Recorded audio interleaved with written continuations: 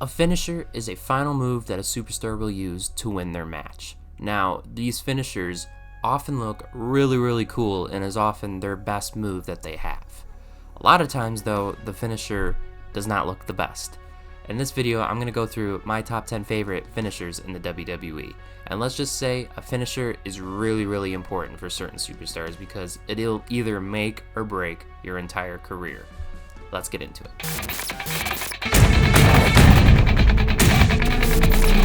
In my number 10 position, I have the Sister Abigail / Sister Abigail DDT. These are two variations of the same move, one being used by Uncle Howdy and the other being used by Alexa Bliss. I really enjoyed this finisher. I think it is a really cool looking finisher. It's one that only these two have really used in the past, other than Bray Wyatt. I mean, Bray Wyatt obviously made it famous, but these two are just carrying on that legacy. And I really enjoy it. I mean, it's a cool looking finisher. I really wish more people would use it because it has a really cool concept to it. It's a really cool just way to finish someone off, in my opinion. I don't know. There's not much to really say about this one because, again, it is not the best finisher in my opinion, but it's definitely one of the coolest looking ones. Yeah, and it fits their personalities very well. You know, the way Uncle Howdy will like kiss them on the head and then wait a few seconds. Alexa Bliss does the same thing, kisses them on the head, and then she just holds them there for like a few seconds before she actually does the finisher, and making them look even more terrified when she has them in her grasp and stuff. Same thing with Howdy. He does the same thing. It's just a cool looking move. They take their time with it, and it adds a little bit more suspense to the finisher, and it makes it even more cool even though it doesn't even need it. But in my opinion, I really do love the way they both use the finisher. Again, it is two different variations of the same move, so that's kind of why I included them together.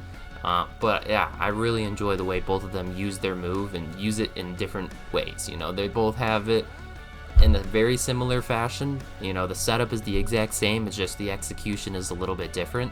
But yeah, I really do enjoy the way both of them use this finish. In my number 9 position, I have Cody Rhodes, otherwise known as Crossroads. He's the only one who uses this finisher, and I really like the way it is executed. It's a cool looking execution to this move. Now, I'll say it, I'm not a huge Cody Rhodes person, but at the same time, you can't deny this finisher. It looks really cool in my opinion, and he's done it for over 10 years now. It's a really looking cool finish. Yeah, I don't have much to say about this one because, again, this is just going through my top 10 favorite finishers. So yeah, the execution through it's really cool. He does like a inverted flip or whatever. I don't even know how to explain what it is, but it looks so cool. And yeah, it looks devastating when delivered properly. Roman Reigns delivered it at WrestleMania 40 very well. His sell to it looked phenomenal. And then the finish, the story, yeah, that was just a phenomenal story right there. And yeah, Cody Rhodes' finisher really paved the way for that story to look so damn well. I mean, so damn good. It was such a cool finish there, and it probably wouldn't have been made possible without Cody's finisher there. I mean, come on, that thing looked really cool. And then the fact that he did it like 3 times to finish off Roman Reigns, that's kind of insane. So yeah, I might not be a huge fan of Cody Rhodes, but you cannot deny how cool his finisher is. In my number 8 position, I have the Styles Clash, or the Phenomenal Forearm. AJ Styles uses both of these as his finisher. It normally is the Styles Clash, so I'm going to give this spot more to the Styles Clash, but at the same time, I really do like his Phenomenal Forearm, the way he uses it. It looks really devastating when he uses it from the top rope and then comes in and elbows someone in the face. A lot of times he does get the pin victory with that finish, so that's kind of why I'm including it on here. But yeah, his Phenomenal Forearm, his Styles Clash, two very devastating moves. Now, albeit I'm not a huge fan of the setup for the Styles Clash, it definitely looks like it takes a minute for him to set that up. And then, yeah, it's one of those moves where it's like a high risk, high reward type of move. You know, it's one of those moves where I feel like it just takes way too long to set it up. So I'm not a huge fan of that aspect of it, but when delivered, it looks really devastating, and I really do like the way that it just, I don't even know how to explain it. It just makes you look like, oh, I would never want to take that move. So yeah, his finish looks really cool in my opinion. I think I like his Phenomenal Forearm just a little bit better, but yeah, his Styles Clash is phenomenal. I mean, it looks so damn cool. getting basically a face bump, a chest bump, and in the same motion. I mean, it looks really, really cool. And yes, you can definitely tell how someone could win with that finisher. It looks really, really cool. In my number 7 position, I have the Oblivion used by Liv Morgan. I think this finisher looks really, really devastating, especially when Liv Morgan is able to pull it off without you expecting it. So basically, she has to grab someone on the ropes or whatever and then pull them backwards, and it's like a back bump for her but a face bump for whoever is taking the move, and it looks absolutely devastating, especially when the person who is taking the bump knows how to sell the finish. She knows how to take the actual bump itself, and then it looks really, really devastating. There are only a few people who actually know how to take this bump very, very well. Rhea Ripley being one of them. She knows how to take this bump very, very well. But again, Rhea Ripley knows how to bump very well in general, so yeah, it's to be expected. But yeah, Liv Morgan is very, very good at just knowing when to use this move at proper times, and then sometimes the move will get countered, especially with Rhea Ripley. It's almost inevitable with her. She always counters this move, but it is what it is. That's just Rhea Ripley booking. But Liv Morgan, she is really, really good at just pulling this move out of nowhere. And yeah, it's kind of like the RKO out of nowhere. It's kind of, she's very, very good at doing it, because it's whenever a wrestler is just trying to get up off the ropes, using the ropes to get up or whatever, and then all of a sudden here comes Liv and just hits the Oblivion out of nowhere. It's a very devastating looking move, and she does it very, very well. It's a very well executed move. The setup is fantastic because, again, it's one of those moves where it's just like it can hit you out of nowhere, and I love how she utilizes the ropes in this move, where it's like, say a wrestler's just literally trying to get their bearings using the ropes, she's able to use that to her advantage and hit this finisher. I really, really like that concept of this move, and I really, really like it a lot. It's a really cool looking finisher. In my number 6 position, the Tsunami. I love this finisher, dude. This finisher looks so devastating. Now, you could easily say this is just a regular frog splash, but no, it's so much different. Bronson Reed gets so much momentum into this finisher, where he's like, it's like a step up splash where he's like 1 foot shy or whatever, and then he uses 1 foot to kind of like boost him up or whatever, and then he does like something with his arms when he's doing the move. It looks so devastating when he lands it. I love this finisher for him because it's realistic in the sense that he doesn't do like a huge ass move off the top rope, but he's just splashing his big carcass onto somebody. And oh my god, the people who sell this move, Seth Rollins sold this move so damn well before. When Bronson Reed like hit 6 tsunamis at once on Seth Rollins, devastating. Seth Rollins was like coughing up blood and shit. That was phenomenal. It sold the move so damn well. It made Bronson Reed look so damn good, and I absolutely loved this move. It's so devastating, and Bronson Reed knows how to sell it even better, especially when he's doing like the arm thing in midair. It looks so damn cool, and then the big fucking splash at the end. God, it looks so good. I mean, there is just nothing else you can say about this move. It is such a devastating finisher, and Bronson Reed pulls it off so damn well. I really want to see a good push with this guy. I really, really enjoy his finisher, and I really enjoy his moveset. I mean, Bronson Reed is a good worker. I like him a lot. In my number 5 position, I have the SVB. It is the backbreaker that Stephanie Vaquer uses. I think it looks really, really devastating, and yeah, there's not much else you can say about it. Stephanie Vaquer is just so damn good, in my opinion. I love this finisher that she uses. It looks so damn brutal. Getting a knee to the back, I mean, yes, Tsunami is definitely more devastating than this, but it's just the setup of this, and it's almost like it happens out of nowhere. You don't expect it sometimes when she does it, and then she does it, and it looks so damn brutal. Just think about it, getting a knee to your back, ow, that actually would hurt like a bitch.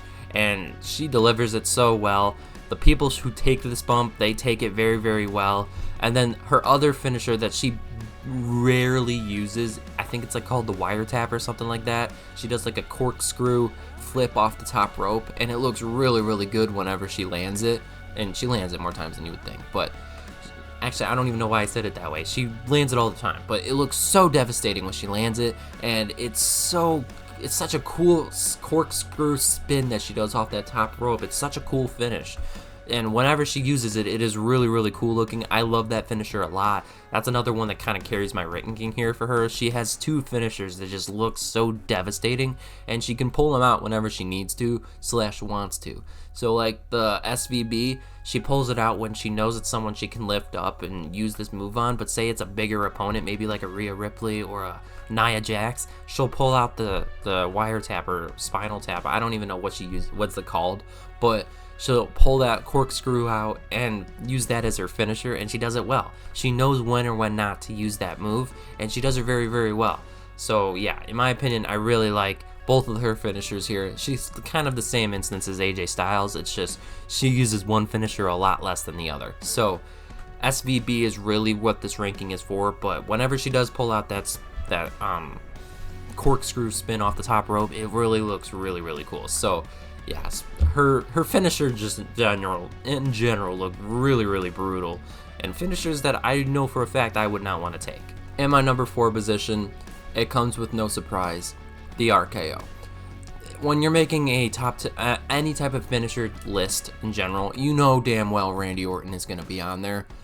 Randy Orton's finisher is fantastic. I think right now he is one of the only people who actually uses the RKO / the cutter. I mean, yes, you know, Cody Rhodes uses it from the top rope. I don't count that as like the real cutter. So it's just it's kind of like the Wyatt 6 one, but at the same time, Cody doesn't use that as his finisher. So that's why I put Randy on here by himself, because Randy actually uses the RKO as his finisher. And yes, it looks so damn brutal. Everything I said about the way Liv Morgan pulls off her finisher out of nowhere, Randy's slogan is the RKO out of nowhere. It is so damn brutal when he pulls it out, and he pulls it out a ton, but that's okay because we love his finisher. I love his finisher. It looks so damn brutal, and I'm so glad he's never changed it over the years, because again, it is just such a brutal finisher, and you love whenever he pulls it out. It's a really, really cool finisher, and I just love the surprise element of his finisher. That's really why he's up here. It's just the surprise element of it. I love surprise finishers because they look so devastating when landed, and you're just not expecting it in general. That is another reason. You're just not expecting it, and with Randy, literally more times than not, you're not expecting it, but at the same time you are, because you know Randy Orton pulls this out of his hat all the time. So yeah. In my number 3 position, we have the Stomp. Now, Seth Rollins is the only one who uses this right now, and I'm pretty sure that is because Seth Rollins is the safest worker there is in the WWE. Now, yes, there are definitely a lot of safe workers, but I think he's the only one that people trust to actually pull this move off properly. He does it very, very well, and it looks so damn good. It's basically he stomps the person's head into the mat, and it looks devastating whenever it landed. And he can easily pull this into a top rope stomp. Now, I've never seen him do it. I've only seen him roll through on that move, so I don't think I've ever seen him pull off an avalanche stomp. But yeah, he's able to do it if he needs to, but I don't think he'll ever do it because obviously he has knee problems now, so I don't think he's ever going to do that. But either way you put it, the stomp looks devastating. I mean, stomping your head into the mat, that has got to leave some type of effect on somebody. Now, obviously the wrestlers are able to protect themselves with their hands and shit, so that kind of helps them negate the damage of this move, but wow, it is a devastating looking move, and I love it. It is so devastating. Now, I would have put this higher, but at the same time, I didn't want to give it too much love because, again, it is kind of a generic move, albeit it's just stomping someone in the face into the ground. But at the same time, dude, it is devastating. It is a devastating, devastating move, and it fits Seth Rollins' personality so well, you know. It's such a good move, and I like it a lot. I really do enjoy his finisher. In my number 2 position, I have the GTS, otherwise known as the Go to Sleep, and it's used by CM Punk. This finisher is a fantastic finisher. I love it a lot. It's really, really brutal looking. I mean, just ask Seth Rollins, who's taken it a few times now. Seth Rollins has literally gotten busted open on his face from using this move. I think it was on the Raw debut on Netflix. Seth Rollins got like busted open on his face, and it was because Punk delivered the GTS to his face, and it was like fully connected to his face. It was a devastating looking finish right there, and I love that. When Punk delivers this move so well like that, it just helps, you know, because I don't know, it's just Punk is one of those people where you just don't expect him to hold back on some of these moves, where it's like he will really, really hit you with the move. And when something like that happens, it fits Punk's personality so well, especially all the shit he talks on the mic. It is phenomenal. Punk's finisher is just one of the best. Now, obviously, it is harder for him to hit this move on a lot of the bigger opponents. So, yeah, you gotta be honest. There's not too many big opponents in the WWE anymore like there used to be, and I think it is because they want to make sure that a lot of these superstars can actually get lifted up by other superstars. I'm gonna guarantee you that is probably the reason. You know, Braun Strowman's no longer in the WWE because nobody could lift him up outside of other big guys. Damian Priest, I think, might be one of the only big guys remaining, and same with Drew McIntyre. But Drew McIntyre used to be a smaller guy, so yeah. Either way, though, Punk was able to lift McIntyre up, so it doesn't matter. But this finisher is just devastating in general. I really, really love the way he lifts you up, pushes you up in the air for a second, and then you fall onto his knee, and it just is devastating, especially when someone can sell it so well, like a Roman Reigns, who sold it so damn well.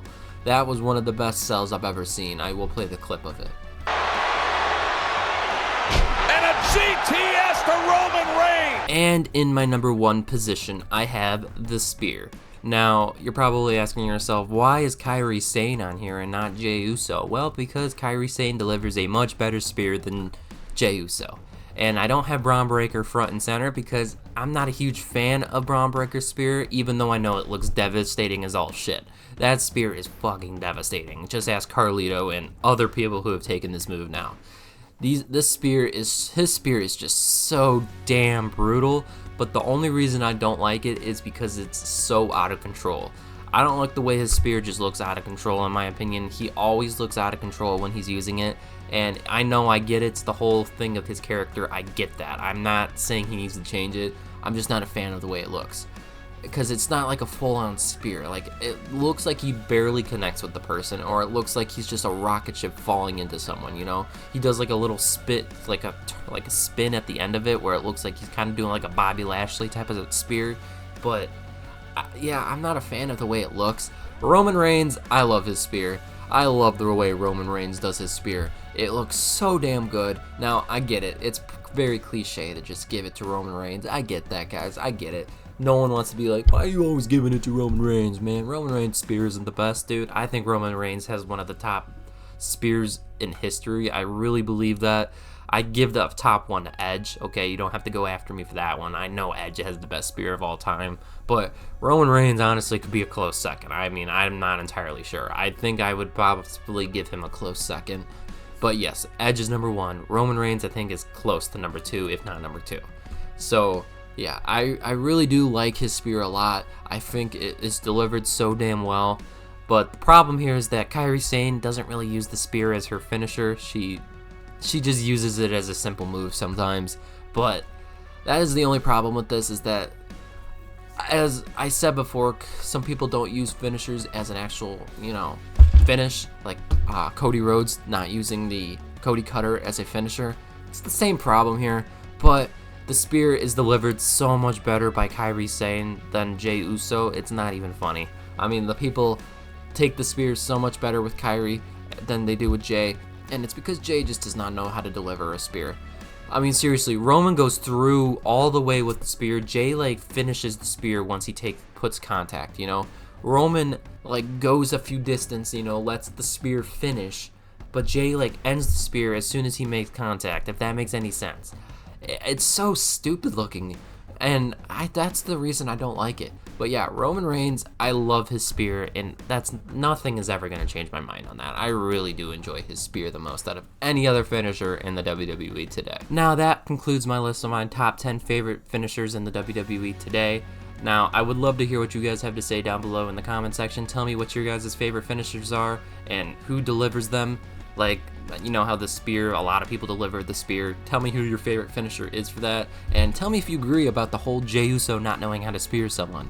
Because it is so fucking prevalent. You just look at any match that he has. It is there. Just watch it. Any spear he delivers, it is so bad. But yeah, please tell me down below what your guys' favorite finishers are, what you guys might not like as a finisher. And tell me if you agree with my list down below in the comment section, and I will be sure to get back to you. But until next time, see ya.